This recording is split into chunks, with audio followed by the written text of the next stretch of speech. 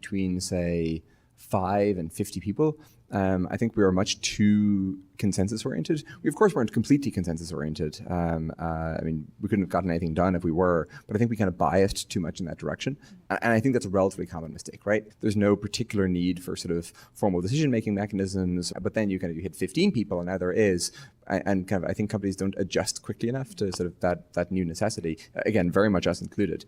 And so,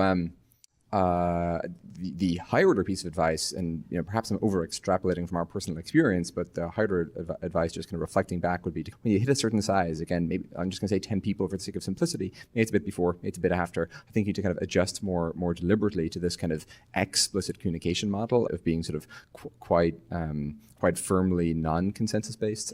I mean, nobody likes the idea of sort of being hierarchical. That sounds pejorative, but like in some sense hierarchical. And there is this kind of delicate balancing act. On the one hand, you want to sort of really prioritize speed and agility, which involves being kind of somewhat hierarchical, because those are sort of efficient ways to have shots get called. But on the other side, you really do want people to have this kind of strong ownership mentality and real sense that sort of they can cause things to change or identify problems or sort of inject new ideas even in unrelated areas. And so it's this sort of delicate act where how do you sort of facilitate enough autonomy and agency, but also not have things devolve. And again, I really wish there was kind of the sort of rote simple, well, just do X, Y, and Z and you'll be good. But sort of if such X, Ys, and Zs exist, no one's told me yet.